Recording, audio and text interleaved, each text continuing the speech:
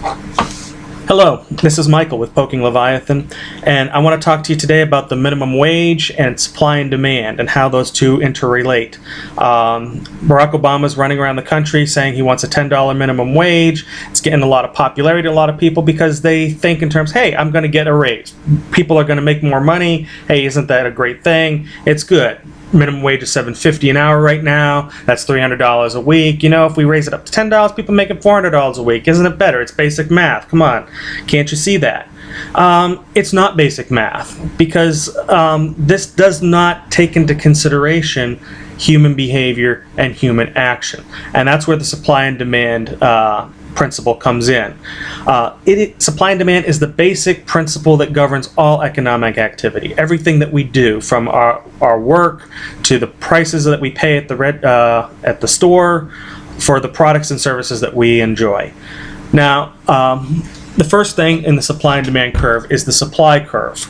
And here's the price on this axis. Here's the quantity or the number of units that are produced on this side.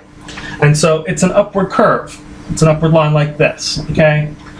The more the price of the product increases, the more the supplier, the business, wants to produce that product because more money, right?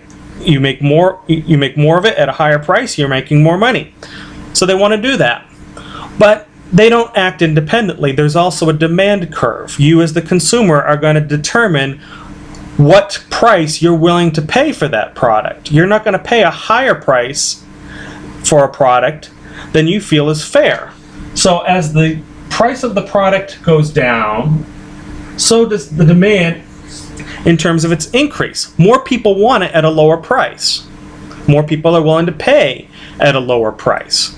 So it's at the point where these two curves intersect right here that determines the market price of the product. It's why we pay $4 a gallon for milk. Suppliers aren't willing to sell it for less than $4 a gallon. They're going to lose money. They're not going to want to do it. It's not going to be as profitable for them. They may say, hey, you know, if that's what I'm going to make, I'm going to go off and buy chickens and grow eggs instead of producing milk.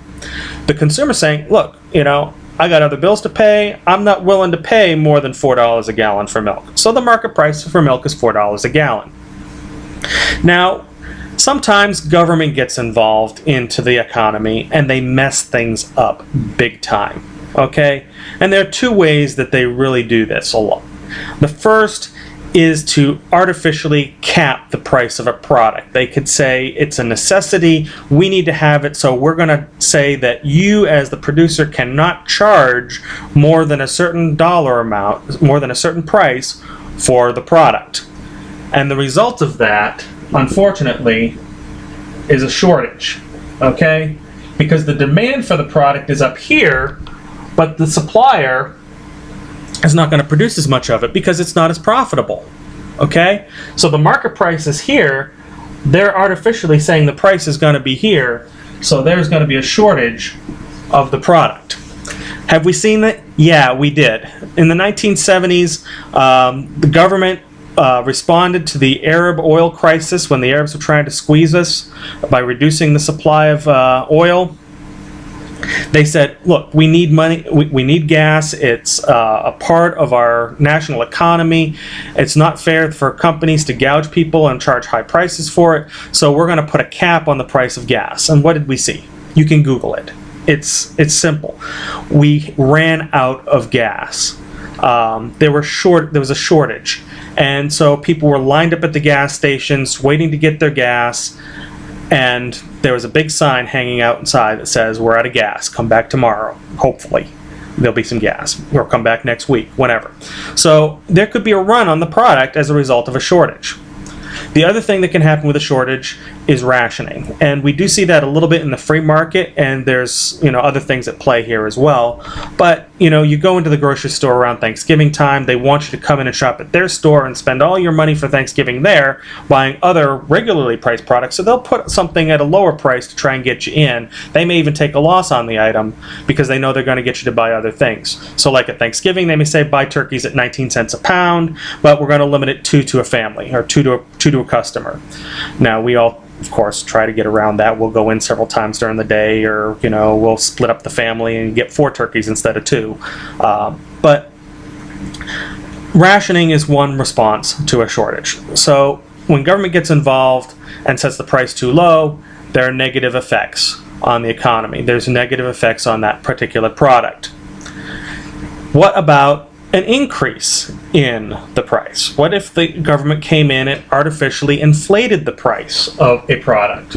Okay, right here.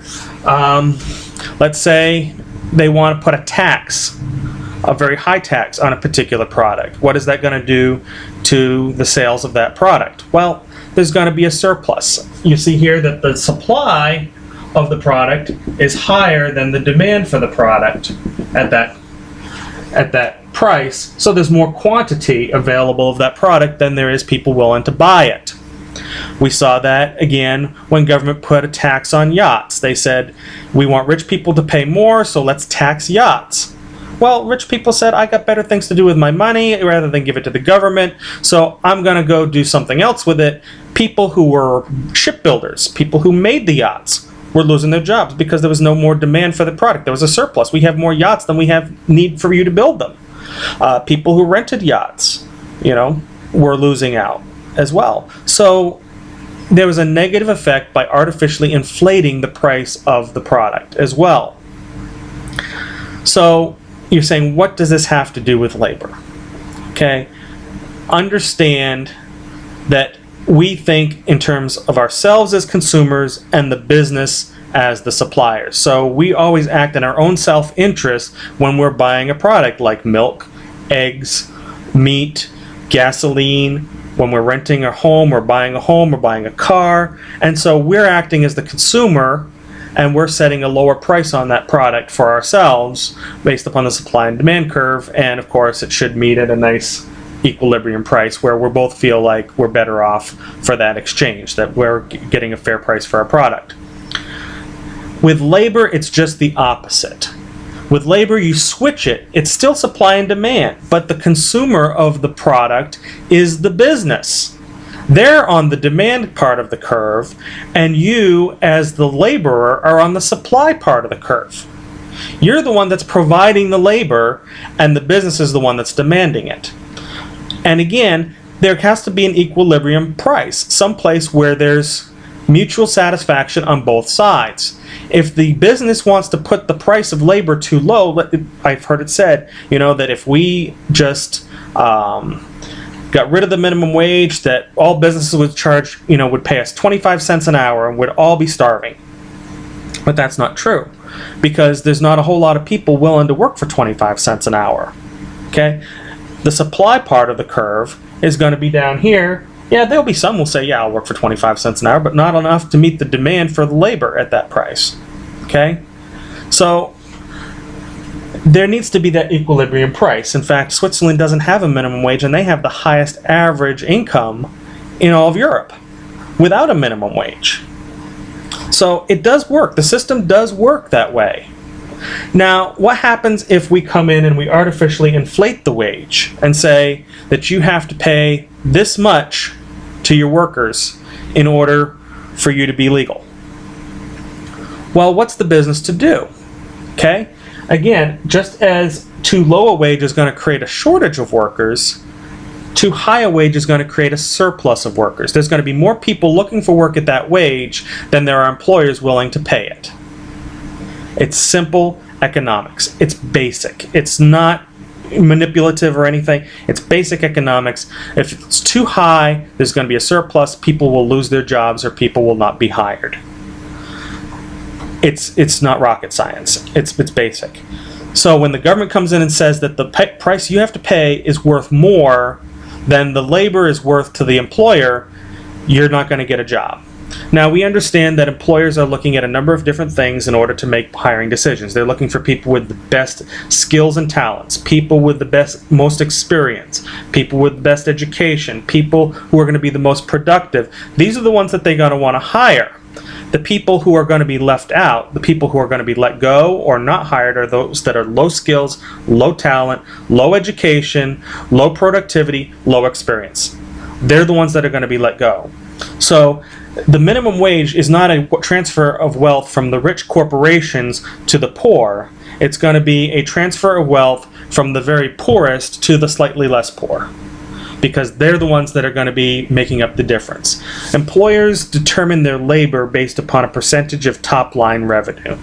They may say, we can afford 7% of our top-line revenue going to labor. You do it yourself when you make a budget. You determine what percentage of your income goes to different aspects of your life, whether it be entertainment, housing, food, fuel, clothing. You make those decisions yourself as a family. Businesses do the same thing. They'll say, we can afford 7% of our top line sales, the top line revenue, to labor. Well, if the price of labor goes up, so does the percentage that it eats up of your revenue. And as a family, you're going to adjust certain things in order to accommodate increased prices in your budget. So does the business. There's a couple of ways that they can do that. First of all, they could eliminate jobs and require other workers to make up the difference. So the people who are left are working harder. Yeah, they're making a little bit more, but they're working harder for it. The people who are lower skilled get let go. They don't have a job at all. So no, they're not making $400 a week. They're making nothing. So that's one way they can do it. The other thing they could do is they could reduce the number of hours and say, okay, we're not going to let anybody go, but instead of working 40 hours a week, you're going to work 30 hours a week. Guess what? You're still making $300 a week. So your paycheck didn't go up. You're just getting fewer hours and probably having to work harder during those hours to make the same paycheck that you were before. The other thing that businesses can do, and sometimes it's a combination between the two of them, is they'll adjust their labor costs. They'll also try to find a way to raise their top line revenue. And the way they do that is increasing their prices. And so, yeah, you may get a little bit of boost in your paycheck, but that's already eaten up in the price of the the prices of products and services that you are already buying.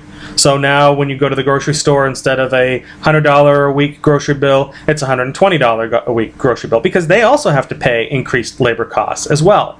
So is there a net benefit or a net boost to the worker in doing that? No, not really. There isn't. So what is the solution? The solution is simple. We both want to see an increase in the wage that the worker is paid. But when you artificially do it through a government legislation, you're going to be messing with the supply and demand curve. People lose out. People lose jobs, they lose hours, price of products goes up, everybody's worse off for it.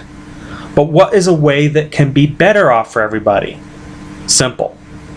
We increase the demand curve by growing the economy.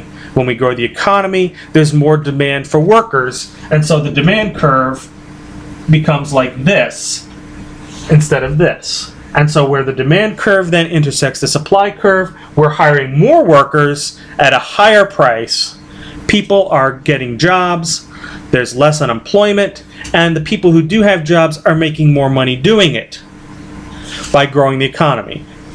Our current administration is not growing the economy. He's putting crippling regulations on it. He's putting crippling taxes. The more he tries to control it, they're waiting to burst out. They're waiting to grow. But everything government's doing is keeping them from doing that. And as a result of it doing to each company, in aggregate, it's happening to the economy as a whole. We need a pro-growth administration, pro-growth policies. If we grow the economy, people make more money. And we're all better off for it, instead of some of us are a little bit better off and most of us are worse off for it. So I hope this has been helpful, and I hope to talk to you again sometime soon. Again, this is Michael from Poking Leviathan. Thanks you for watching.